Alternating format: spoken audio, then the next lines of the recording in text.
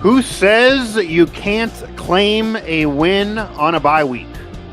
And Rich Rodriguez and his staff, they haven't won too many games this year. They're not going to make a bowl game in year one of this Rich Rod WVU 2.0 tenure and the kickoff season.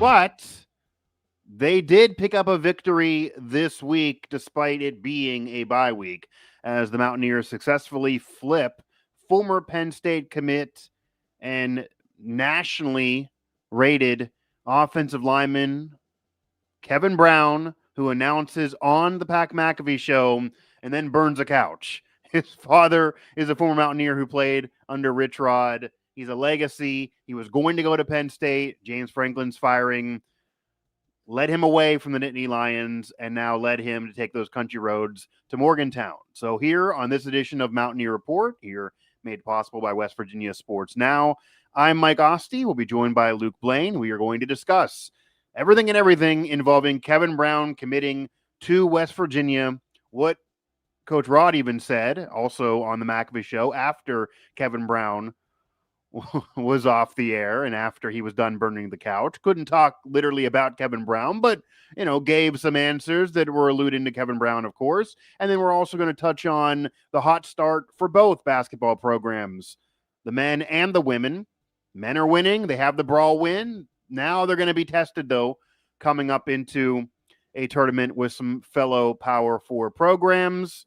Also, seems like Ross Hodge is annoyed by some commentary from the fans, and maybe not everything is positive for this Mountaineer men's team despite winning. And the women, they have one of the most miraculous victories ever. A Disney movie could be made off of their win at the Greenbrier. They lose a bunch of players. They win nonetheless. They do it after a fight. They overcome all odds. We wrote about it. We talked about it. Luke did a film review on it. And it became a national phenomenon and a story, and they do it over, at the time, a top 15 ranked team, over a solid program in Duke, in front of a small group of fans in West Virginia at a cool location at the Greenbrier, at that resort, and then now gets Mark Kellogg's team ranked also an unbeaten team, as well as they're going to maybe get close to more tests, but they have a big win that the men are still looking for. So, Luke, you were there on location for that one at the Greenbrier, of course, covering the men as well. And we all know what happened on the Pat McAfee show. We're going to start with Kevin Brown. But did you think this past week, a random week in November, off of a pretty poor football season, would become one of the best weeks for West Virginia sports of the year? And really, that's the case when you put it all together. We were at the game.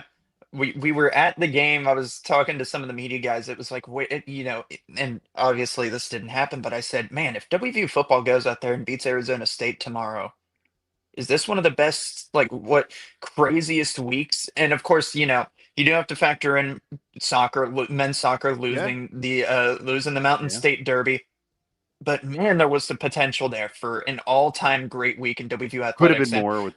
It definitely could have been more, but I still think it's pretty up there. Right. I think people are going to talk about that being the biggest win over Pitt in the Ross Hodge era, or in the backyard brawl era, being Ross Hodge's first win in margin of victory in that game. I mean, margin of victory, yeah, literally the biggest margin of victory for West Virginia, and they have the edge significantly in the backyard brawl historically. So that tells you something to get a win that big in year one. First year for Ross Hodge. And then the women's team, I mean, that's one of the greatest wins I've ever seen. I think everything that I can possibly say about it, I've said it. It was just one of the most unbelievable demonstrations of just grit, resiliency, and just passion and just composure that I have ever witnessed, probably the most. And it was just, it was a very exciting atmosphere to be covering and be a part of. So that was a lot of fun. They could literally former Mountaineer Josiah Harris thought so too. Yeah, I mean, he was there. I saw that. Yeah, I mean, it literally could be a movie. It could be a documentary someday. Oh yeah, and also to have it be this team. Everyone knows the Kellogg teams have been winning and been in the tournament and looking for that Sweet 16 berth the last couple years since he got to West Virginia.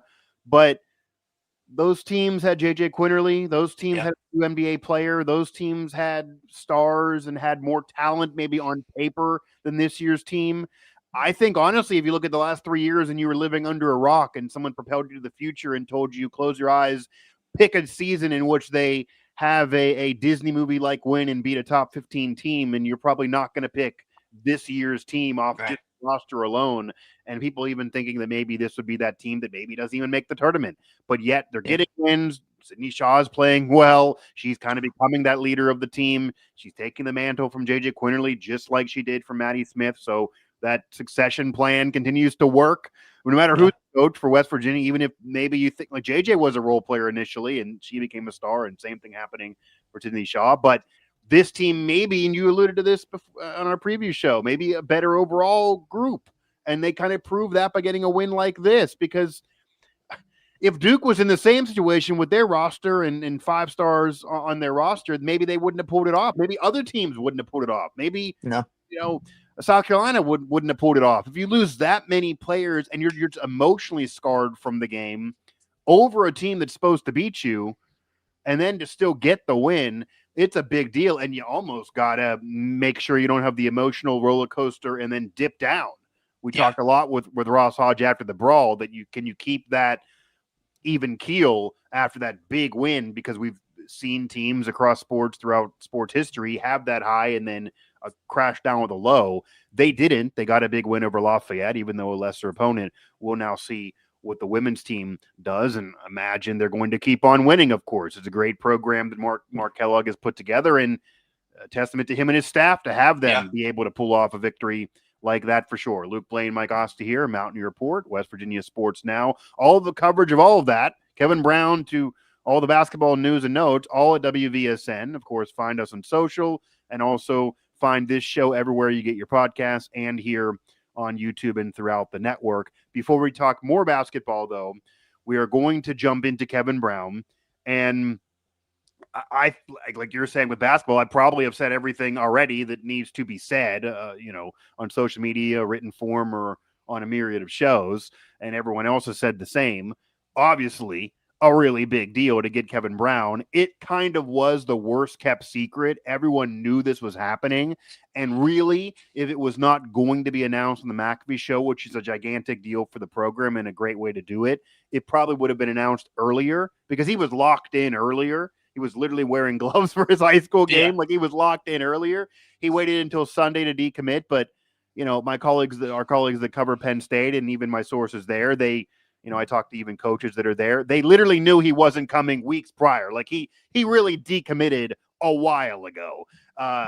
And ends up at West Virginia, though. There is a legacy connection, but he wasn't always going to be a Mountaineer. And he also did, reveal some tidbits about maybe his lifelong fandom and when he came around and what happened under Holgerson and Neil Brown. And then also, even his father said that he didn't think he fit the Neil Brown offense. So they got the offer, but they didn't think he fit on the football field. And Neil Brown did churn NFL talent and offensive linemen with that system, even though they weren't great teams. But he didn't think that worked. He wanted him to be in a spread-like offense. That's what led him to Penn State, because with Drew Allard, they thought it was the closest thing they could get to the Rich Rod offense. And now they got Rich Rod back. So that led them again to take the country roads to Morgantown eventually. And, kind of actually spurns Ohio State in the process. But that is the first top 50 national recruit for the West Virginia program since Noel Devine. There have been top players in their state. There have been 4 stars. Rodney Gallagher was a 4-star in PA, but he was nationally like 170 something off the top of my head. He certainly wasn't top 50. And there were some outlets that think Kevin Brown's more of a top 100, but 247 has him in the top 50, or they at least did during the announcement. So that counts. And the first one says Noah Devine. And of course, before that, they didn't really do recruiting ratings as much as they do now. And there have been great players and great teams since Noah Devine to now. So that includes prior to Neil Brown even. And yet this is that feather in the cap for the program right now. We will see what it does to the future. So just initially, Your thoughts on getting a recruit to that level to commit in really Rich Rod's first full off season of being able to recruit, because he did get there in December. He did some recruiting. He did some mostly transfer recruiting in the portals in those 2 windows. But high school recruiting, he pretty much had to take Neil Brown's players on. This is his first run at high school players, first full year, and he hits a mammoth home run. What does that mean to you? Yeah, well, I mean, I really do think we are starting to see that Rich Rod's coaching style, if he can find his players that fit, it does work. He did have, that couple game stretch where they won games this season and they almost battled themselves and fought themselves back into position to be in a bowl game. Yeah. So I think that given a full off season of recruiting, I think that this team could be poised to take a step forward next year. And I especially think it's good that this commitment comes from a position group that definitely needs help. I Yeah. think out of all the position groups for the position groups of the whole team, I think the offensive line is probably the one that's been performing the worst this season. And Nico Marchiol was getting hit, so was Scotty Fox. It hasn't been a good situation for Fox to develop under because he does get hit. So I Yeah. think that there's going to be some turnover. There's going to be opportunities for new players, transfer players to come in. But in order to see those high level recruits, those top 50 recruits, look at Rich Rod and want to say, I want to go there. It doesn't matter if he yells and screams and coaches hard. It doesn't matter truly what maybe, I'm sure WVU probably put some money forward, Oh, but yeah, yeah, you'd yeah, have to imagine that 100%. Ohio State would have offered him more. You would So I think imagine. in that situation, to see WVU come out on top in a recruiting battle like that, I think that's big.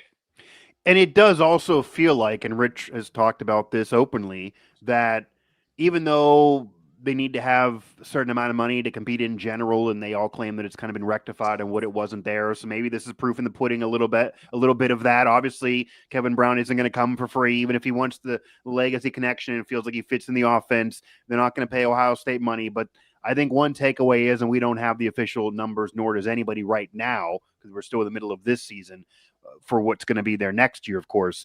But it's obviously a good sign that there's more money. They wouldn't have had enough to do this last year or the year before. He's going to get a solid chunk of change. He's not coming for nothing. There's a level of what I kind of knew he was going to get at Penn State. Maybe it's not even to that number, but he got to get close, or I'm sure he's not coming. So, and they're not dumb enough to just give him all of it and have the rest of the offensive line be nothing. They know they need a group. So that's a positive that you can just read the tea leaves that, okay, there's something there. Now, to the other end of that, which maybe is part of kind of what we're saying, that he could have had more money elsewhere, but chose to just come to West Virginia for the fit. Rich Rod's talked about that he wants players that fit him. He really wants hard edge players. Some think that you can't get enough of them to win in this era and have them all be hard edge players, but he really feels like you can, and that great players still want to be coached up, and the hard edge thing can work in this era, certainly when there's also money behind it. And you have a player here who, yeah, I'm sure he likes having some money, but he has a legacy connection. He wants to get to the NFL. He wants to be at a place and develop there. He said on the McAfee show he's committing for 3 to 4 years. He didn't say I'm just committing in general. So you imagine he's going to be there for a hot minute. His body already looks like he's been in the Rich Rod weight room. I mean, he looks like he could be a Marvel superhero right now. And obviously he's going to get with Rich Rod and be more of that. And he wants to be in the right system. He's been training for Rich Rod's system through his dad for a while, which is why they didn't like Brown's system, liked Penn State's as it being closer. And now, obviously, Rich Rod's system is the perfect one for them. So you have a player here who fits what Rich Rod's looking for the most. He wants guys that love football and don't just like it to make some money. So if Kevin Brown just said, okay, I'll come, maybe I'll take a little bit less, but I still want a lot of money, it's all about the money for me, maybe they would even have said no. He fits everything.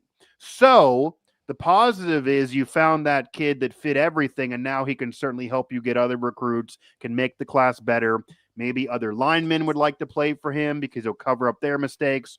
Certainly position players, quarterbacks, etc., are going to love to be behind this man because he'll certainly help them out in protection. That's been a rough go for this group this year. But the glass half empty take would be it's still a kid who has the NFL dream and is a legacy connection and maybe doesn't want to have all the most money but wants to be in the best situation. That doesn't mean that a kid who's the most talented, who maybe does care about the most money or isn't a legacy player, is going to still come. This might be, you could argue it's an isolated incident, I guess is what I'm saying. We have to see more of him doing this again and again to really know that this class is going to go from the traditional top 40, no matter who's the coach, even in the championship years, top 40s where it's been, to getting into a top 25, top 30 recruiting class and have it stay there beyond signing day into the next season. It usually fluctuates and goes off of it if WVU is there. If they can stay there, you're getting more than just Kevin Brown. So we'll see. It could be an isolated incident. It could be the perfect storm that unravels and starts the domino for his first recruiting class for real and makes year two great, and then onward and upward, and he's going to be there a while, and maybe they line up with him and Rich Rod's contract, and maybe you see a Big 12 title, and you point to this moment on the McAfee show and says this is where it started, and I think that's the dream Mountaineer fans have. But it could be an isolated incident. That is possible. So also, as part of the Kevin Brown phenomenon of the day, he set a couch on fire. He said that his grandma actually told him about that. And I guess I'll just ask, did you think that was cool? Was that a surprise for you? Do you think that would be something that could be, I guess, an issue, or you want to see after a win? Pat actually asked him, hey, the cops might not like this.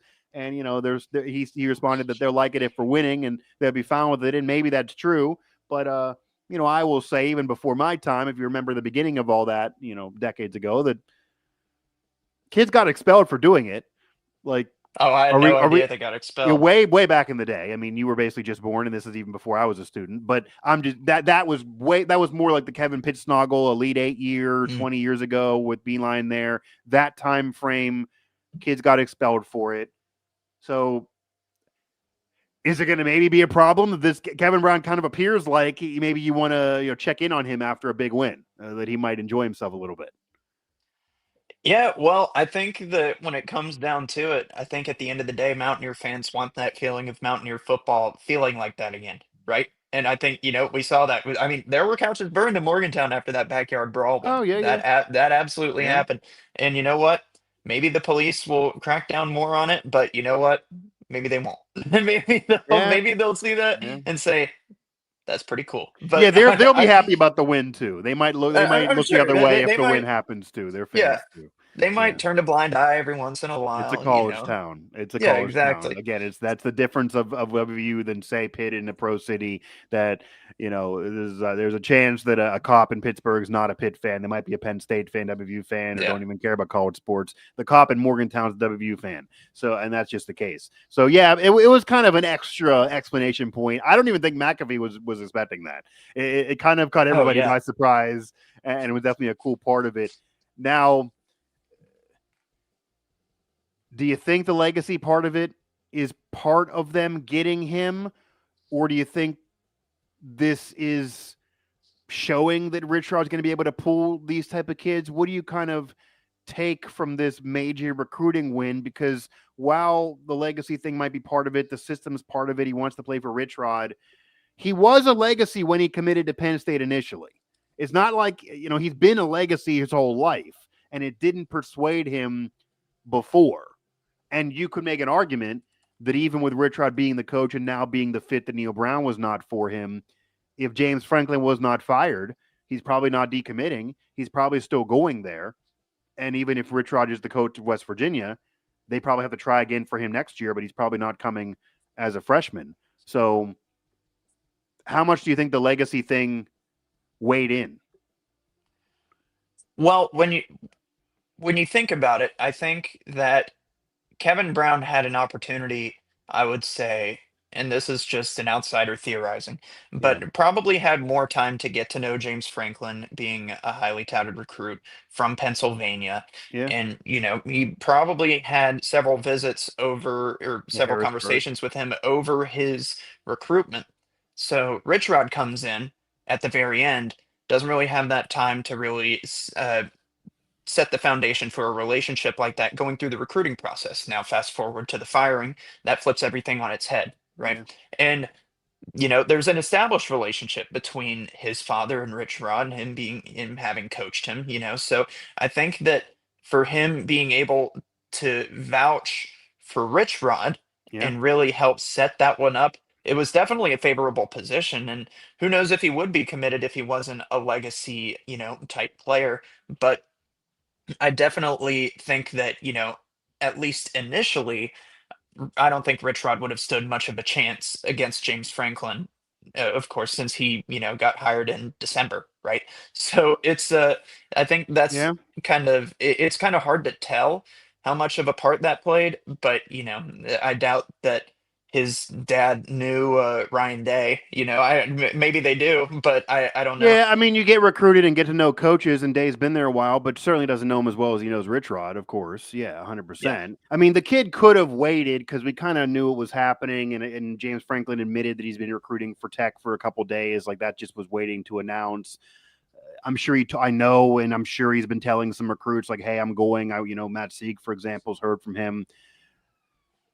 Maybe he could have waited for James Franklin and could have followed him to Virginia Tech. I mean, that's going to be an interesting part of all of this, that the recruiting base for a lot of these schools, West Virginia, Penn State, throw Pitt in, Virginia Tech, that regional schools here that fans look at and what they're doing recruiting wise as rivals or the team they're a fan of in different conferences. James Franklin, Rich Rod, Pat Narduzzi, whoever Penn State hires, they're all going to be looking, similar geographic region for some of these same kids. So West Virginia's not done recruiting against James Franklin, even though, he's at Virginia Tech and not Penn State. He's still going to be a problem there. They're going to have a tougher time getting some of those Virginia kids that I imagine James Franklin's going to clean up on.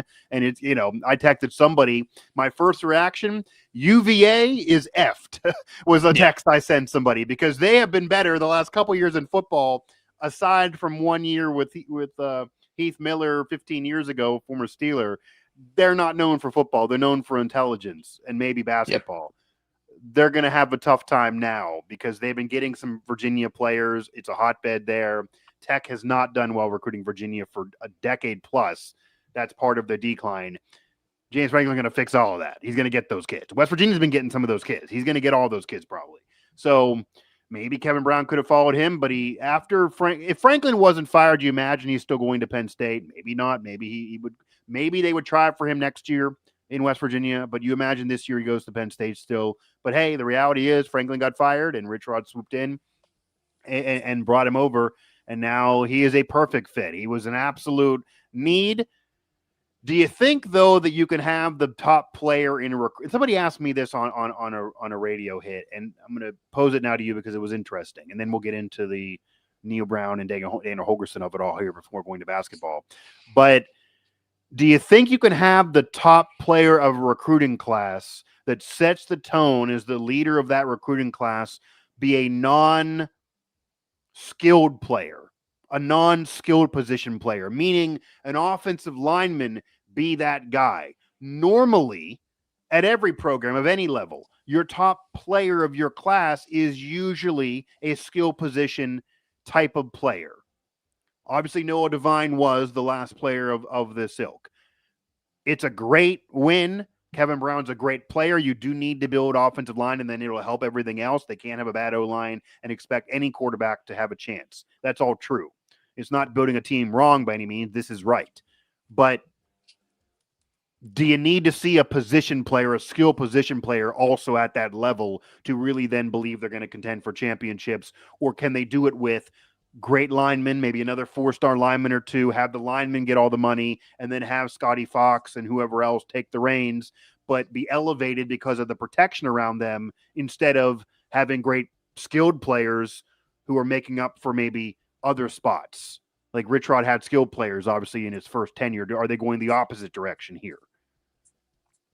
Yeah, I think that's an interesting way to put it. I will say, if you're looking at it from an offensive standpoint, WVU's got some good skill position players already. It's not like Yeah. unless, everybody transfers. I mean, but you have to think that, Jaheim White is still there and he talks like he's going to come back. So imagine he's coming back and even 90% healthy. Yeah. He'll be just fine in the backfield. Ronnie Gallagher, assuming he'll still be there, Cam Vaughn, Grayson Barnes, Yeah. players like those guys. I think you do need to be able The to add rumor, some. Jaden Bray even wants a medical red shirt, so maybe another year of Jaden Bray if he can get healthy. Yeah. I mean, shoot, could be. I mean, it is unfortunate that we haven't been able to really see his full potential as a Mountaineer. I Right. mean, it's just a bad stroke of luck every time, every season for him.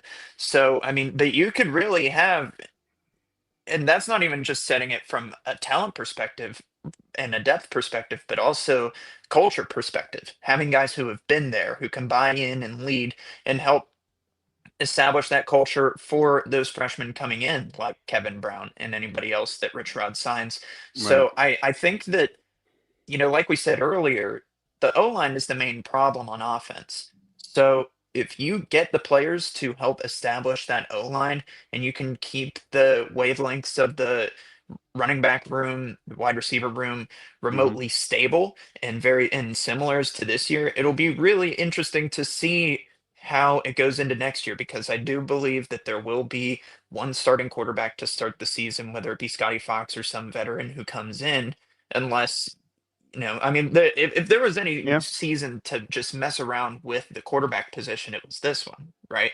Like expectations were fairly low nationally, and they were and your starting quarterback didn't fit the system quite right. You had two Right. freshmen back there. You had a couple veterans. So this was the year to mix and match. But you definitely need to have a firmer set foundation from the quarterback position next year as well. And based on what we've seen from Scotty Fox, I think there is a possibility that it's him. But like we've also said here, I do think that an upperclassman transfer could very much be in the picture. I think that's likely the case. It doesn't have to be a major money guy. It doesn't have to be somebody that you're handing the rock to immediately. I would imagine that Rich Rod is going to have Scotty Fox compete with a veteran. Maybe Khalil Wilkins will still be around because he kind of was doing the Scotty Fox thing and emerging a little bit before he got hurt. So who knows? I imagine Scotty Fox certainly has an edge over Khalil Wilkins between those young guys. But there's been some freshman moments, and Rich Rod's couched all of his praise to Scotty Fox. Luke, if you really notice and listen closely, he always says he's playing well for a freshman, or he Yeah. makes mistakes like a freshman. Rich Rod says the word freshman all through talking about Scotty Fox, which that actually is a little of a negative for me. This guy wants to win championships, not just appease somebody or win 6 games. So I could see him thinking it's not enough right now unless he shows him more. There's only one more game left after this show, of course, or they don't have a bowl. They're not going to have the bowl practices. That's what sucks. Not so much making a bowl game for the 43rd or 44th for program history and that, ranking throughout the history of college football, but that it would have been nice to have those bowl practices for the team. He would have been able to see more from Scotty Fox, more from these young players, evaluate more. He could have these recruits kind of watch and let them know, especially if they already have signed on the dotted line, depending on when the bowl game is, because some could even be after signing day. So that's not going to be a thing now. The season ends and he's, kind of, you can text, I guess, but he's just going to have to wait on pins and needles and decide and see who decides to lock back in. And then who he wants to lock back in, because they got to evaluate too. And him and Zach Alley made it very clear that this week, while they got the recruiting win, they said the other part of business for this week is to do a lot of evaluations on who they even want to still be around.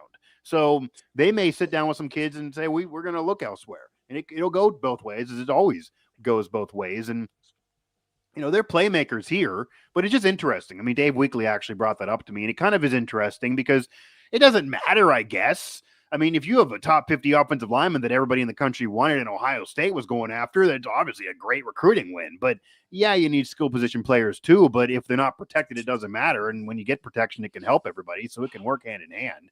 And Cam Vaughn is another playmaker that should be around that's been a Rich Rod lifer.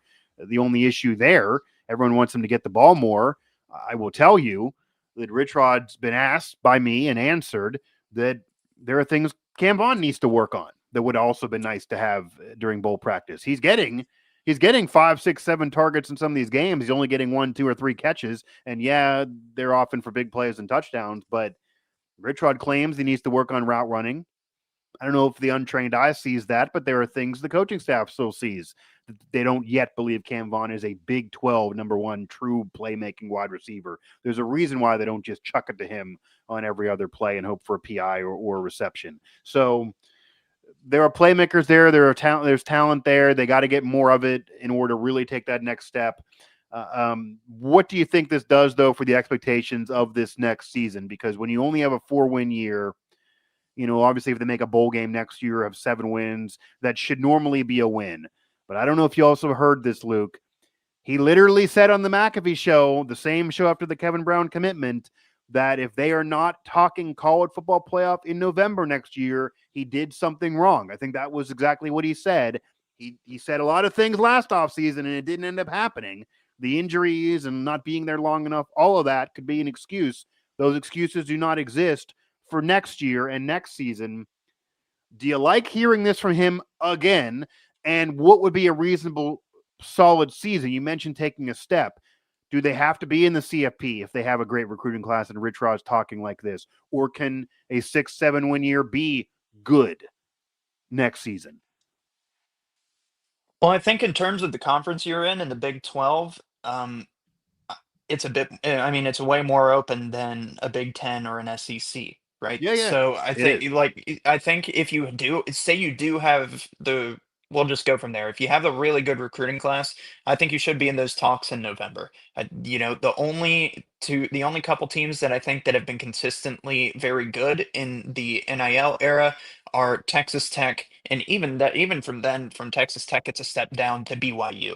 And we know how much money that those two programs have coming in based on their donor bases. But for WVU, I think if they are able to get that big time recruiting class, if they have another full off season to let this team gel, Yeah, you already you're getting a culture established. That's why I think it's good that they've won a couple games this season and had right. especially mid season wins. Yeah, Those are huge because yeah. you saw the way the team interacted, you saw the way that they interacted with Rich Rod, and they had him dancing in the Yeah, they're locker bought room the in one day, still. and it's like they Right. are bought in. Yeah. So you're gonna have that buy-in again next year, and you're gonna have to go out there and win games in order to do that because there weren't really any splash signings for WVU this past offseason. I mean, unless you want to count Cam Vaughn and Fred Perry, but those are two guys who followed Rich Rod from Yeah. Jacksonville State. And Right. then, I mean, you could say Robinson, but look how that one's turned out. It's definitely been Yeah, you had to uh, fight the NCAA. You got him yes. late. I mean, the hype might have been unfair to him. It was a good signing nationally, but you Yeah. only got half a season with him, and then he didn't get to practice. Yeah. Yeah. So, I mean, so it feels like this is going to be more established because, let's think about it. At 1 year ago today, Rich Rod didn't have any recruits. He wasn't Yeah. hired. It was still Neil Brown Yeah. in Morgantown. So I think it's Right. really starting to put it into perspective just how much more time Rich Rod's going to have to go out there and try to contend for these players because, bringing in freshmen last year, it just it didn't work. You're not because all those freshmen, by the time December rolls around, are whittling down to their top 5, top 6, or whatever. So I think that that's what's important is giving Rich Rod time to get Yeah. to know these recruits, establish the culture of the team, and I think that that's gonna pay dividends in the long run. 100%. And Rich Rod's even been honest and talked about that, yeah, they got some players in last year's recruiting class. I don't know, he didn't say this, but kind of tip your Captain Neil Brown a little bit for trying to help them keep some of those kids that he did Yeah, recruit. It could have been worse if he didn't do that. I mean, in all honesty. And then they got a lot of players in the portal, 2 portal windows. Now there's only going to be 1, but they got a lot of players. Some came in, they were like, hard edge isn't for me. They dipped out. Rich Rod evaluated and kicked out some of them. It was 80 new players really when you talk about high school to transfers in both windows. I mean, you can't do it. You can't sustain that way. There have been programs to win right away. Kirsten has won right away, going from a group of 5 to a power program, and a way worse historic program in Indiana who literally has 2 10-win seasons in their entire program history of 130 years, and they're the 2 seasons with Kirk Signetti. Prior to that, they only had 3 bowl wins in 120 some years, as insane as that sounds. Rich Rod himself has more than that for West Virginia lore. So You can do it though when you get either a major financial investment, they're putting in tons of money that West Virginia is not yet putting in, or you are able to bring in a lot of your players that are already great that fit you, and then you have more chemistry that comes in with you. He brought in 30 players from JMU. Rich Rod didn't bring in that many from Jack State. The JMU players were a different level than Jack State, and it wasn't 80 transfer players. It was 50 maybe for I think it was around that. That's a big difference. Like you can't just live off 80 all the time. That's why he wants to develop guys from recruiting and then also sprinkle in some transfers. He's going to bring in transfers, but it doesn't mean that you can bring in 80 every year. Like no one does that. Championship teams do not do that. Usually that's not successful. So this is the season for him, though. I'm not saying you got to go ahead and win the Big 12 in year 2, but he's talking like it. But there needs to be a giant step forward at minimum bowl game. And all the excuses of got there late, recruiting, money, injuries, unless they get more of those, they're not going to work at this point next year if you're sitting there with 4 or 5 wins again. Like the pressure is on now more in year 2 than it even was in year 1. I don't want to hear anybody say, year 0 again, or that's really the real year 1. No, this is time now. He's in his 60s. You just get this major recruiting win. And as people in the chat are saying here, and it's true, you need more big fish. The coaches call Kevin Brown a big fish they landed. They got a big fish. You need more big fish to really get to that Texas Tech level. And you have to also imagine too, Luke, you may never spend to what Texas Tech is spending. I mean, they're spending an insane amount of money, and they got to get a championship out of it. They haven't really cashed in on all their money over the years, to be honest. But if you spend more and get to a certain level, Rich Ross talked about maybe 10 million instead of being at 3.5 with Neil Brown, or whatever it was this year. The reports of it not even being that much more and more around 4 or 5. If you can get to 6, 7, 8, certainly at 10, you're still half of where Tech is. But if you get there and you have a Hall of Fame coach that gets the right guys, develops his system, and his system does win when they fit his system, like some players maybe are better but didn't fit his system, but these kids do, then maybe you have a real shot. Luke Blain, Mike Asti here, Mountaineer Report, everywhere you get your podcasts, and of course throughout West Virginia sports. Now, before we fully move over to basketball and go from the gridiron to the hardwood, Kevin Brown also dropped some bombs. I don't know if this was breaking news really for anybody. People kind of knew these things if you've been paying attention over the years, but he did say that he went to visit as a legacy kid, probably 10, 11 years old. Dana Holgerson was the coach. They were actually ranked on a regular basis. That was after the Orange Bowl conference title, another 10-win season. I think fans do kind of slander his tenure. Wasn't Rich Rod's, but it was certainly solid. I mean, averaging 7, 8 wins a year, ranked most of the time. You had solid players, Tavon Austin, etc. But, kind of got the brush off. I don't want to talk to this legacy kid. Who the hell are you, skin and bones? You're a skinny offensive lineman. I'm laughing at you. Kind of, didn't give him the time of day, and didn't really probably in his think, he probably never thought, this kid's going to, eventually look like a superhero and come to Morgantown in years later. Like he never thought that. But Dana Holgerson kind of brushed him off. And then even more recently, when this kid was more of a recruit and was more into form, he didn't necessarily say Neil Brown did this, even though he was the head coach, but that the offensive lineman under Neil Brown, who, by the way, that was Matt Moore, didn't want to look at his film when he showed up. These guys aren't the coach anymore. I kind of do roll my eyes when anyone really tries to bring them up now. It doesn't matter.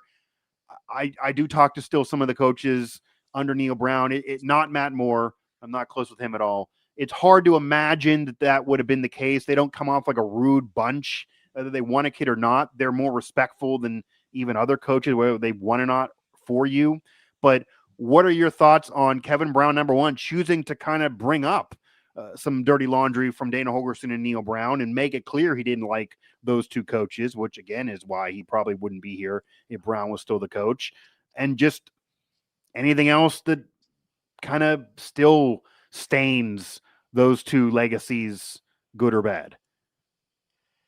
Yeah, I mean, I think it's definitely I I'm not going to blame him for bringing that up at all. I think that, especially being a young player who wants that opportunity, I Yeah. think he's totally justified to, if assuming what he said is true, I think he should feel totally justified in being able to kind of take that and say, "Hey, I'm here now. Yeah. Do with that what you will." I think that, I mean, honestly, it is a little bit of a good for him, really. I think that, it's real, Yeah. especially after hearing that, to be able to see him get that opportunity. I think that'll be a story that Mountaineer fans enjoy, and especially if he can work his way into a starting role next year.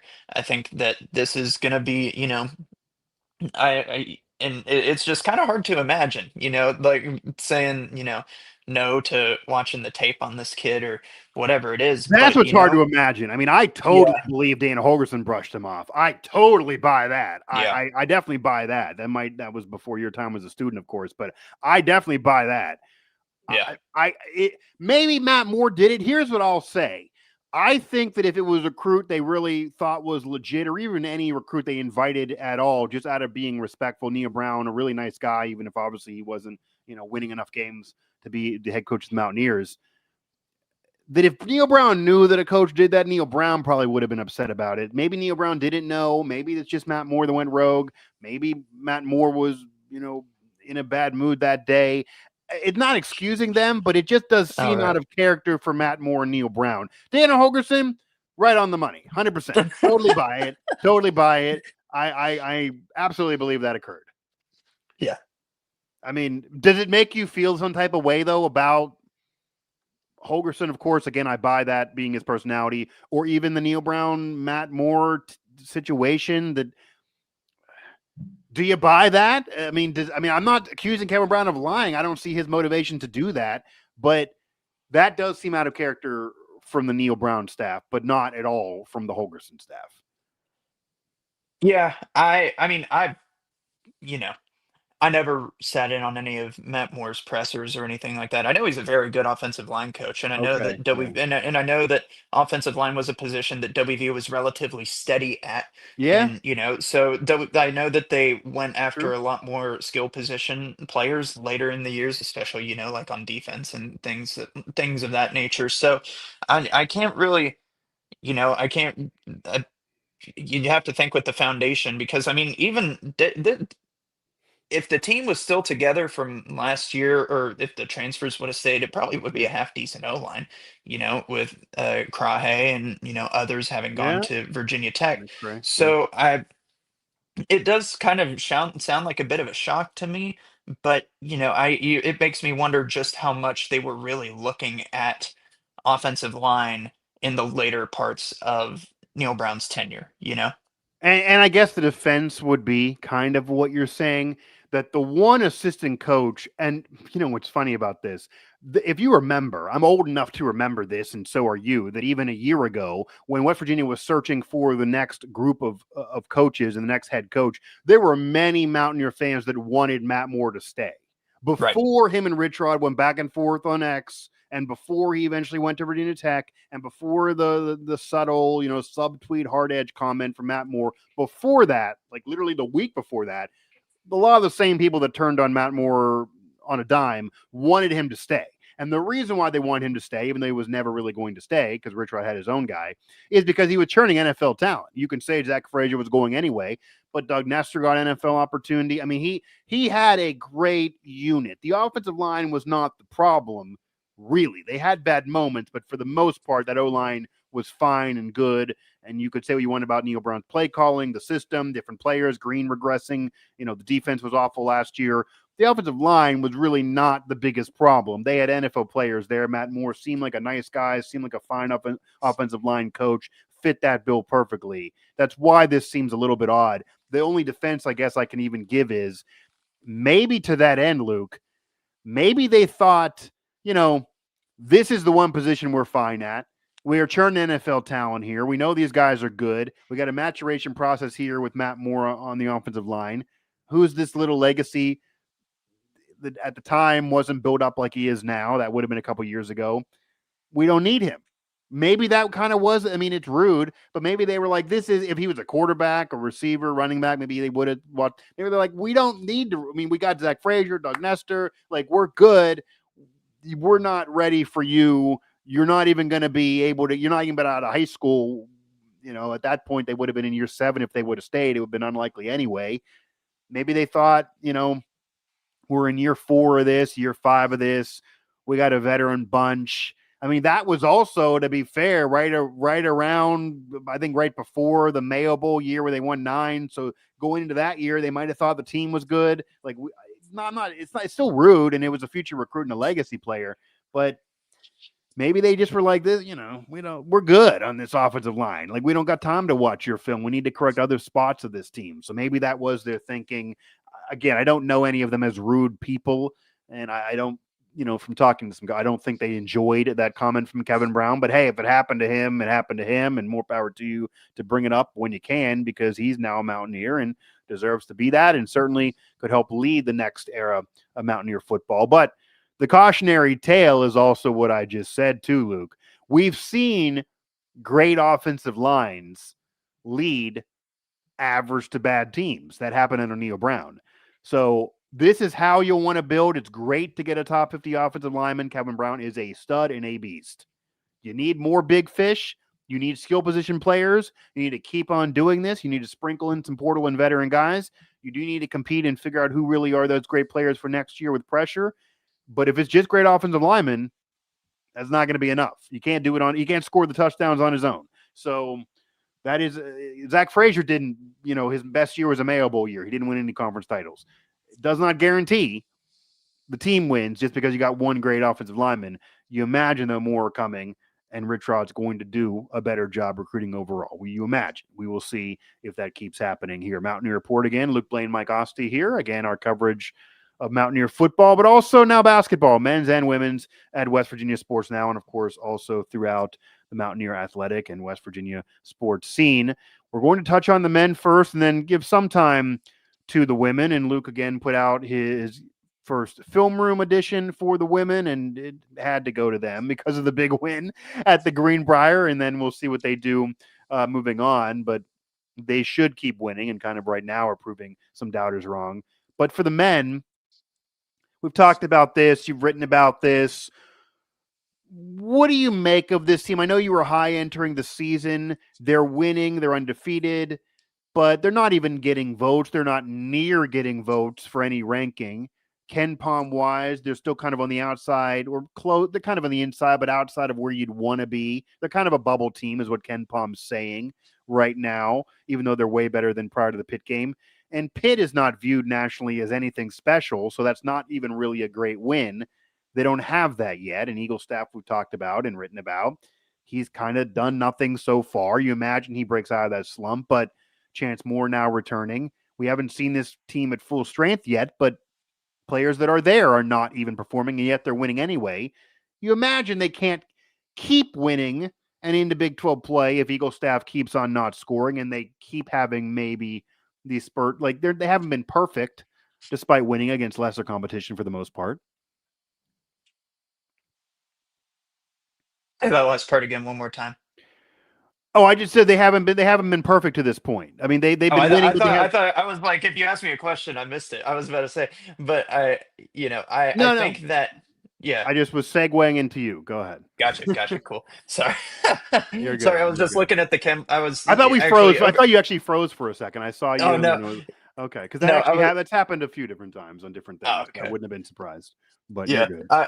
I was looking over because I wanted to say, this team has an opportunity to really step into the forefront as a tournament team, or at the very least a bubble team this weekend. You're going to have, the one team that you're for certain going to play is Clemson, who is number 26 in the KenPom. That's what I was pulling up over there. That's why I was looking to the side. But I am very high on this team. We haven't even seen him at full strength. We're going to see Chance Moore for the first time this Friday. Jackson Fields, nobody, I should have asked about it, but nobody asked about him. Every time that they asked about him, I think the last one was after Pitt. Sounds like he's getting closer and closer, like inching toward being Keenan ready. asked about that. Yeah. So it'll be, I think there's a non-zero chance you could see this team at full strength on Friday. then you get your first real good look You could. versus your best competition that you've seen so far this season. I love the way that they've played defense. I think DJ Thomas has been one of the stories of the whole season, the way he has stepped up as a freshman. Yep. I mean, it kind of looked like maybe a bit of a top heavy team coming into the season, at least in terms of the starters, but there's been some bench players making plays. You have Amir Jenkins who can go in and run the offense. Like, he doesn't look like a freshman guard out there. He's confident. He goes out there and he makes plays. He makes some passes. He'll get some assists. DJ Thomas can rebound and put it right back in the bucket. But, they've been playing largely with an 8-man rotation. So you're going to be able to get some more depth here. You can probably keep some guys out for a little bit longer down the stretch because they don't have to Yeah. play as early. You can figure out your rotations a bit better. And it's not like Chance Moore is coming back from injury, right? He's coming back after having to serve well, I guess you could call it suspension, but just for the NCAA eligibility rules. So you're going to have him. He's fully healthy. Jackson Fields, we'll see how much he blends in whenever he does get to go out there. You'd have to imagine he'll kind of have to ease back into playing at full speed. I know Ross Hodge said he was doing that whenever he was coming back from injury, but you have those are two different pieces for both position groups with between guards and forwards that are bringing new things to the table that diversify the WVU offense. Jackson Fields being a very good shooting forward, standing at 6'8", and Chance Moore just being a downhill get to the rim scorer, who I've Yeah. said it before, I believe will be on Sports Center top 10 because I believe he will dunk on somebody and bring them out to crowd. He Yeah. tried multiple times during the game against Wheeling, just couldn't get him to connect. But man, Yeah. he just gets the ball and goes right to the rim. And, with this being such a downhill based offense for WVU, like I think the sky's the limit for this team. You've had so many different leading scorers, and, they've looked good, like you said, without Trayson Eaglestaff having a good night shooting yet. And I truly think that will come. And, I'm sure we'll get to that, but that I think some of the frustration from that kind of bubbled over for Ross Hodge after Yeah. the win against Lafayette, but he's out there and he's still making defensive plays. Like he is That's out there true. still running the offense. 100%. He is, Yeah. yeah, he is absolutely still contributing to this team in a Yeah. positive way. And like Ross Hodge said, he's celebrating his teammates on the bench. He's playing hard defense. I do think we will see before the season's over one of those games where Trayson Eaglestaff has an Honor Huff like game, which will be scary once he maybe not to that level making 8 threes, Yeah. but a big scoring night. And on top of that, it is nice to see Honor Huff finally have that dominant shooting night, going 8 for 9. I Yeah. mean, it's just I don't know. This team hasn't even fully settled in, and Rossam said it. He was like, you only get so much time with the team. It could be that maybe we won't even reach our ceiling. Well, yeah. I mean, Yeah, you never know. I mean, you yeah, I was about really to say. you never reach ceilings with any of these teams because it's almost a year-to-year business. But you only get so much time, and you imagine that you'd want your team to get better as the season progresses, hit into conference play. That's how teams win in March. So you get better. They're going to get healthier. They're going to get more to full strength. Maybe they're winning now without everybody being at their best, and they should get better. They have a coach who gets the most out of his guys. That is what you'd want as a fan for this team the rest of the year. And for an aside there, John Flowers, a member of the Final Four team in 2010 with Huggins, did bring up that Honor Huff was 2 3-pointers away from the program record. As amazing as those 8 3-pointers that I feel like has also gone under the radar. But the weirdest thing is, you mentioned Eaglestaff's eventually going to have an Honor Huff-like game. It was supposed to be that Honor Huff could dream of having an Eaglestaff-like game. Yeah. Because Eaglestaff's the one who scored 51 in a game last year. Eaglestaff's the one who hung 40 on Alabama, who was a damn good team last year.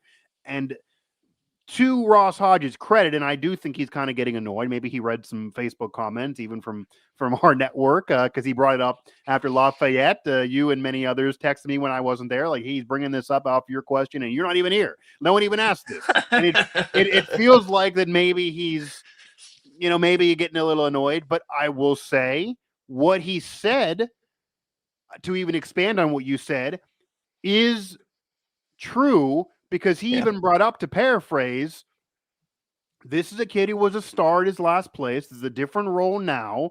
He's trying to find his footing, but instead of pouting because his numbers aren't there, he's playing tough defense. He's being a great teammate, and he's celebrating others who are having great individual performances, and we're winning, which is the goal. The goal is to win, which was even the headline of your story.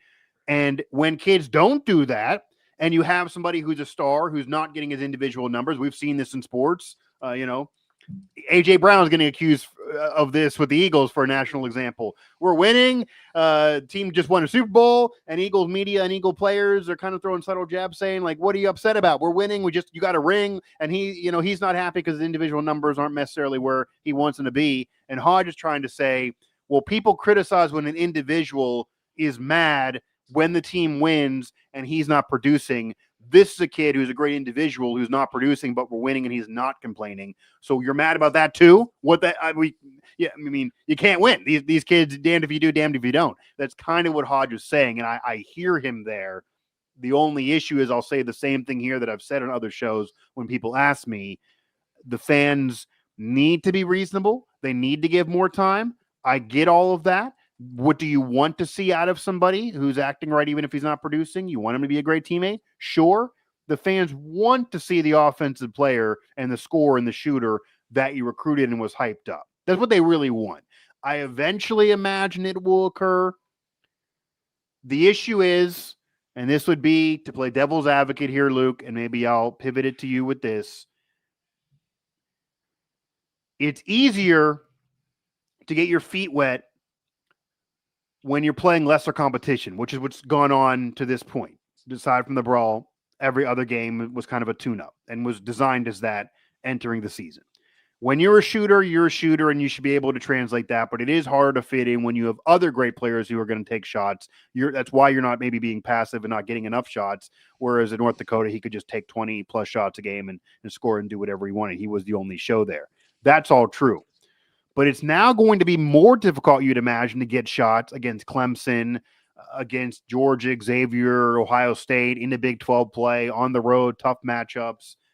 It's only going to get harder to get shots off. They're not going to win by 30 in those games, even if they win. They're going to have tougher roads and scoring droughts, and it's going to be tougher. So if you can't get the shots off against Lafayette and Campbell, how are you going to get the shots off against Clemson and Ohio State? That would be the negative side of things. And then if you go too long where you're not taking shots and then you can't hit shots and you're scoring 2 or 3 points when you're supposed to score 30, do you then reduce his minutes? And then you really have a lost year. That is the glass half empty take here. Are you at all concerned that if he's having trouble getting shots off against lesser competition, he's only going to struggle more to get shots off against better competition? How do you fix this against better teams? I think the answer right now is that the non-con still has plenty more games left, right? Yeah, but I think tougher that opponents, though, even in the non-con. true, tougher opponents, but I think that you're going to see an added layer of depth to the team. And I think the main question is, if WVU say they don't lose a game the entire regular season and Tracy Eagles staff never scores double digits, will WVU fans still be mad? Because I mean, I'm it's sure in that scenario. Yeah. I think that Right. that's the thing right now, is because they've had different players step up and hit those big time shots, and they've been able to find the outside scoring. And the latest being DJ Thomas and Honor Huff with both 20 Yeah. points in the past game. So I mean, that's the thing with this team, is they're winning in different ways. Yeah. Last year, if Javon Small doesn't have like a 15 plus point, 20-point performance, WVU is probably going to lose. No shot. But Yeah. and we still haven't seen this team at full strength. So, and I haven't there hasn't been an offensive showing yet to me. I mean, maybe shoot, what was it, Campbell? I mean, there was one game where it was probably a little bit closer than you would have liked it to be, but that That was was the also game. from Yeah. just yeah, Sure. that was also just a general poor performance from the offense as well. I Yeah. think that Trace and Eagle staff will get his reps. I think he will get his shots up, but even at that, the team's playing fine right now. Like Hodge They said, are. No, they are. Yeah. they're winning, and that's what's most important. I think the concern is that you're 5-0 right now going into the Clemson game and going into that tournament. But you're not obviously going to win all the games, and it's unlikely that you're going to win enough of the games against better competition, again, Ohio State, Clemson, and then into Big 12 play and do enough to be a tournament team. That's, I think, what the fans are worried about. Are you going to be able to sustain this and win enough without supposedly your top player doing anything? Because so far this year, the Campbell game you mentioned is his only double-digit scoring performance. He had 12 in that game, which actually was too close for comfort. They only won 73-65. That's where their Ken Palm cratered out, despite him actually scoring. Otherwise, literally 1 point in the debut, 5 Lehigh, 3 in the brawl off of 1 3-pointer, so 1 shot hits that, and then 4 points against Lafayette. And his shot selection, he had 14 when he scored 12, but otherwise it's 3, 5, 6, and 4. I've said this. I need more shots from him. I'd rather him go 2 for 10 than 0 for 3 or 4. I need more shots from a shooter. And when he shot it more, it wasn't a great percentage. He was only at 35.7 against Campbell, Luke. It's 5 for 14. But he got 12 points. So if he gets 12 points a night, even if it's 35%, that's enough on this team with so much else on the squad, even if it wouldn't have been enough at North Dakota. But he's not doing that. And I don't want to make this whole show on just Eagle staff, but it stands out. And I think the concern is, can they keep this up without him? Yeah, if they get to 75 points, that's a bar they feel like they're going to win most nights because their defense, they're getting there anyway. Can they keep getting there, and can they get there in Big 12 play if they don't really have much from Eagle staff, who's averaging 5 points a game, which is insane, and that's a little inflated from the Campbell game. You take that out, he's averaging less. So he got to take more shots and find his footing there. But, yeah, you're getting more than maybe you would have thought out of Brennan Lorient, out of Honor Huff, DJ Thomas, of course, Harlan Obioha. I mean, he dominated the Pitt game and almost won it by himself with his size. There's more size on this team than DeVries' team, Eiler's team, or even the end of Huggins. That's a big deal. That can help you in Big 12 play. They are mirroring Houston in that way, winning on defense and with size. So they need the shooters. They need the outside shooters. Teams are trying to scheme against Eagle staff too, which I know Hodge has also brought up. It was funny that he brought it up when it was unprompted. I think he's getting frustrated too with some of the fan reaction. And even to answer Curtis here in our chat, because we're doing live before this is, going to be podcasted. Chance Moore's obviously playing on Friday. That's definitely occurring, barring some unforeseen, but he certainly should be playing. And then Jackson Fields, it's not confirmed. He maybe will, but Hodge did mention he wants him at literally 110 to 120% of full go before he plays him. That was basically what he said after the brawl, meaning if he's just ready to go, but he's not extra ready, maybe he holds him out again. And maybe because they're winning without him, he doesn't have to force him in the lineup. I wouldn't be surprised if he still doesn't play on Friday, but Chance Moore definitely should play. And will that make it tough for an Eagle staff to get involved? Will it eventually unlock him? That is something to keep an eye on. Or does it take away from somebody else? If we see 20 from Eagle staff, does Honor Huff go from, having his big 25er to an 8-point showing? And then you don't want that either. They got to find a way to play together, and you got to do it now before Big 12 play, and then we'll have those conversations then if we're still seeing this same type of struggles and same type of production, what you got to do minute-wise. I do want to touch on the women's team, though. Luke Blain, Mike Asti, Mountaineer Report here, West Virginia Sports Now. You were there at the Greenbrier. You did a film review. You wrote about it. I mean, it was miraculous. We talked about it at the top of the program. It could be a Disney movie. National media soaked it up all in. You lose players from a fight. You're probably mad they shouldn't have got into a scrum, and you know that whole thing probably annoys you as a coach. You're probably talking about that to the team, but you win anyway. You persevere anyway. You call them the Greenbrier 5. They're going to go on Mountaineer lore just for that incredible victory. Because of that win, you get a ranked win. You beat Duke. You're now in the top 25. You're getting the love that you want to get. You did it. National media loves you now. But you know what this means, Luke? Those national media members that love the Greenbrier 5, they're going to check in more now. They know what's been going on the last couple of years. They're going to check in more now. Now there's more pressure to keep on doing this and not lay an egg and ruin the momentum from that Duke win. So now with that win under your belt, still knowing the strengths and weaknesses of this roster, what now are the expectations of this team? Have they changed at all from the win over Duke? And how do you see them moving on from that emotional high? Because it could go one of two ways, and it should go in one direction. But again, they don't have a WNBA player to just carry them if they would have a rough night. Where do you see this team going from here, and what are the expectations now after the Greenbrier 5 win over Duke. Well, I think the thing is, I think there was a healthy mix in that last game of WVU absolutely making the plays to win the game, and I don't want to try to diminish that at all in the next statement, but there was a whole lot of Duke losing it too. I think that, I would definitely say that WVU made, I would put it at a good, let me say 75-25. I think Duke had some opportunities, and I flat out think that Duke was outcoached by Mark Kellogg. Like, it was very impressive what he did against the Yeah. coach who has been selected to lead the U.S. women's Yeah, national team.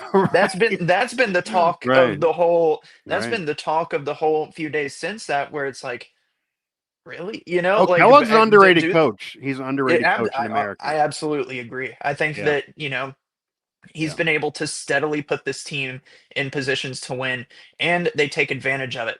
I think whenever looking at the rest of the women's team schedule, you have to go into conference play undefeated. I think that's the expectation now. Looking down the line, there's no teams that I look at and say, I don't know if WVU can beat them. I Yeah. think you have Texas A&M, who they handled last year. Georgia Tech isn't doing tremendous this year. Villanova, they'll probably see Ohio State in the Bahamas, if you had to guess, based on, the strength of competition there. But you're going to have to find ways to win in the Big 12. Yeah. I think that's been the main problem for this team. They've had games in seasons prior where they didn't win like they should have against certain teams. I mean, the first game, Colorado comes to mind. They dropped that one. Colorado's not a team that the Mountaineers should be Yeah, I losing remember to. that. Yeah. So that was a bad one. So, but you have these teams. You have Iowa State, who has Audie Crooks, one of the best players in the country. TCU's still having a great year. There's still plenty other teams that we have yet to see how it's going to Yeah. shake out there. But you have to Big contend 12 this year in the stack. Big 12, I think. You have to be able to rebound. You have to be able, I think CC Riviere earned a ton more minutes, and she's a good 6'3", and I think that probably the tallest on the team right now. So just seeing that you can trust her to go in there and play, I think that's huge because she really has been more of a reserve role for this team. Yeah. But she played the full 20 minutes in the second half and dominated down low, and it opened things up, like I talked about in the film review, for other players.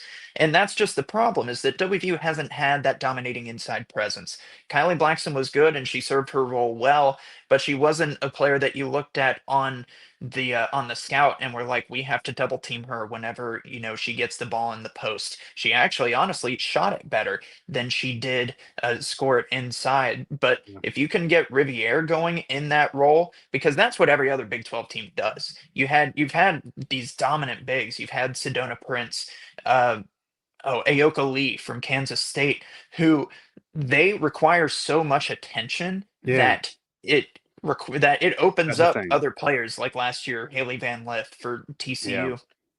So that's what WVU has been lacking the past few seasons. But if you can have Riviere step up into that role, become that specified position, because she hit some tough shots. They were not, by all means, like, most of her shots were not easy shots in that Duke game. Yeah. So I think that you just have to find a way to develop around that, keep putting the team in positions to win, because that's just the problem. Is there were specific matchups the past few years in the Big 12 where it's, oh, if they have a dominant big, then WVU's in trouble. Right, And because they that's had just the great way it worked players. out. Quinterly was a great player. Maddie Smith again Yes. before Kellogg was a great player, but they weren't bigs. They weren't giving you that Right. size by themselves to be that magnetic command double coverage.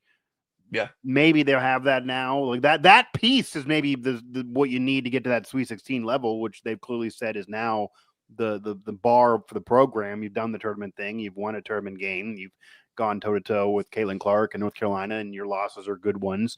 But getting that Sweet 16 bar and getting a better seat. I mean, Luke, I think what this really does now is there's an expectation now that you have a major staple win.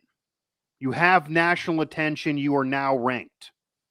If you keep taking care of business, last year, the conversation going to Big 12 play, and even really the last couple of years was more so last year, there wasn't really the big time win on the resume. And that's what eventually hurt you seed-wise. It even hurt you the Caitlin Clark year seed-wise, even, and maybe you could argue they got screwed out of that year. That cannot be said now because there is one. The only way that could be said is if Duke totally collapses and has a horrible year, but it's a Duke program that should eventually get enough wins so that won't be a bad win for you. Meaning that you should be able to have a better seed line. There's what the opportunity now is having a chance at a seed line, even at the level of anywhere from 4 to 6, certainly a 4, a 5, hosting maybe an NCAA tournament game, which is what Mark Kellogg said at the Pittsburgh Caravan event that I attended. That's his real goal before worrying about tournament games, is hosting one. It's on the board now if they win enough, because they have the staple win, and then you also have to get some in Big 12 play. And even if you don't host, getting at least a smidget better of a seed line than where you've been 8 or 9, get to a 6 or something. Like that could help you get one more matchup that's more favorable to you in the NCAA tournament, because you could argue on the women's side of things, the matchups and the seed line matter way more. Aside from even who hosts and who doesn't host, you're going to get a real rough road. If you're an 8 or 9, you're going to be facing off the 1 quick, etc. It's going to be hard. And even if that would be the similar matchup seed one in the men's, we've seen 8 or 9 beat a 1 a lot. Like that can happen. These teams are closer on the men's side, whereas on the women's side, the talent differential is usually further from a 1 to an 8, 9, or a 10 seed. But West Virginia put up solid fights against Caitlin Clark and against North Carolina. But maybe now up the side, maybe more of an overall team, even if not a WNBA player. Maybe now Mark Kellogg's been through the fire a couple years at this program. That maybe now they're more battle tested and more ready, and now they have the Duke win that no one can deny on their resume and getting that seed line. If they can you? And I know it's women's and not men's, but can you imagine if West Virginia is hosting an NCAA tournament game? That'd be huge. That would be the probably the biggest crowd you ever see for women's basketball in Morgantown ever. They would probably have that record. It would be one of 100%. With the defensive mindset as well. It's going to be one of the hardest positions to play in. I would imagine the stadium would be close to full. I mean, yeah, I think the fans would show up. I think they would show up, especially the way. I mean, that's the thing with the Coliseum being such a big venue. It is hard to fill. Like it is bigger than most college arenas in the country. Sure. But so coming into it, you're coming into a hostile environment. I think fans are really starting to buy into this team earlier than they have the past couple years because of a statement win so early in the schedule, which I think was a smart scheduling move. It's easy to say that now. I mean, it's easy to say it now. If they would have, for sure. They would have lost. It was a risk. It was a gamble, but they got the win. You are running that risk, and the men's team is running that same risk as well, hosting Wake Forest and Charleston, and 100%. You have it on a neutral floor, but it's it's in the state of West Virginia. It's going to be 95% WVU fans. Sure. But to your point as well, if this team, I mean, I think this is the correct stat. No, since the women's tournament has moved to 64 teams, nobody lower than a 3rd seed has won it. Like nobody lower than a 3rd seed has won the whole thing. The talent is dispersed there, so it is very important for them. That's why with these lower seeds in the past years, that they haven't really gotten those favorable matchups. UNC was another example of one of those teams that had a ton of height that WVU couldn't rebound against. They couldn't really make the shots, and then they ended up losing that one. But if you can end up as a 3 or a 4 seed and host 2 games in Morgantown, you can carry some serious momentum into the Sweet 16. Because I don't think that WVU would get upset. Like I don't think that there's the depth of talent or the disbursement. I guess that's a word. I don't know. The dispersing of talent. There you go. At the women's level yet. For WVU to really be on upset watch. And it would be a great home court advantage. It would, especially with the defensive-minded team. I think again, everyone even know. I mean, this is not an insult by any means. Obviously, a program like West Virginia, the fan base is probably always going to care more about the men's team than the women's team. That's just the case. There's a lot more history behind the men's team. Jerry West, Bob Huggins. You got Final Fours. You got a banner that does say national champs, even though it's a long damn time ago. Like that, we're looking for a Sweet 16 bars for the first time since '92 for the women's team. It's a different level. You're not at the men's team's history. And then you got, get into the men's versus women's debate here. I mean, just the men's team is going to garner more attention. But if the women are hosting an NCAA tournament game, this whole fan base would support it 100%. They 100% would support it. They would want to produce for that team what they've gone up against, because Mark Kellogg has pretty much hinted at this, and it's basically the case. Certainly from the Caitlin Clark game, maybe more so than North Carolina, where they were really going to just kind of maybe lose anyway. But in the women's game, more than even the men, you get favorable calls when you're hosting. You do. You imagine they would then get those favorable calls in their favor. And yeah, they're going to always go to their graves believing that they kind of got jobbed out of some calls against Caitlin Clark in Iowa. And obviously, I was about to say, not that that's ever happened against WVU. Right. I mean, obviously that year, that no matter whether you played on the Moon or Iowa or West Virginia, clearly the media wanted to get Caitlin Clark as far as she could in that year. I mean, she was carrying the sport okay. But still, if that was in Morgantown, maybe the calls go the other way. If you're hosting, that can be a big advantage for you on the floor, in the ref's mind, with the fans, everything. And now it's on. I'm not saying it's a guarantee it's going to happen. They could lose Big 12 games, but it's on the board now with a top 15 win on their resume, and you keep on winning and move up the rankings, and then you clip off someone Big 12 play. At minimum, if you get a solid C line and can freaking host, you're looking at a Sweet 16 appearance, would be an incredible lift and bar for this program, no matter who's been the coach. It's really get in, and then that's it. They're vocally saying Sweet 16 or bust, even without a WNBA player. Now it's on the board with the Duke win. Whereas if you lost the Duke game and even were close with them, the committee would still be saying we got to get a big win here. They got one now, so now it's just don't mess it up and then get some in Big 12 play. But as you mentioned, to get all that to be the case, you probably do need to go unscathed and go undefeated until you get into conference play. And then, of course, you're going to lose some of those games, but you can't lose too many of them, and you got to get some big wins. But you can't be dropping games to teams that you're favored to beat. That would be how you'd get killed on KenPom, move out of the rankings despite winning, and the Duke win would go away. But now it's all on the board for this team in front of them. That'll do it for this edition of the show. A lot to discuss. A lot's been going on. A lot of winning for Mountaineer sports, even though some teams haven't had the best of years, and maybe more winning off the field in recruiting than even on it, but big wins on it as well. Certainly on the basketball side of things. Check in with all of our coverage at West Virginia Sports Now and find every episode of Mountaineer Report everywhere you get your podcasts, and of course throughout the West Virginia Sports Now network.